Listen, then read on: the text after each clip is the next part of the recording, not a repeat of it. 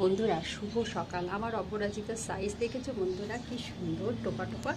আর ওই যে দেখো আরও একটা অপরাজিতা, খুব সুন্দর আকৃতি নিয়েছে। আর এখানে না আমি টমেটো গাছের নিচে ওই যে মরিচ গাছ লাগিয়েছি দুটো, এখানেও মরিচের চারা লাগিয়েছি। এখন গরম পড়ছে তো, গরমকালে কিন্তু মরিচের চারাটা ভালো হয়।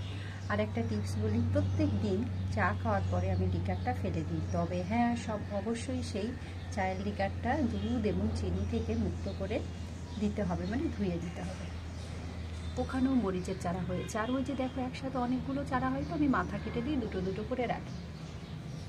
তো যাই হোক, টমেটোর আপডেট দিই। এই যে দেখেছো বন্ধুরা, টমেটো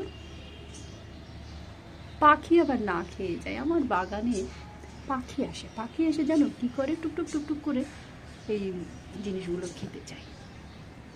তো যাই হোক, এই যে আরও অনেক ফুল আছে, জানি না কটা হবে। আর টমেটোর ফুল দিয়ে বলুন কি, গাছ দিয়ে এত অপূর্ব একটা গন্ধ, এত অপূর্ব একটা গন্ধ। আর ওই যে দেখো দেখো, ওই ভিতরের দিকে না আমার একটা শিউলি ফুলের গাছ থাকে। তো এখন তো একটা ফুল দেবে না, তাই আমি ভিতরে রেখে দিয়েছি। একটু উঠে তোমাদেরকে দেখাই। এই যে কলমি গাছটা একদম কেটে দিয়েছি, কারণ শাক তুলেছি। তো দেখো ওই যে একটা ফুল ফুটেছে।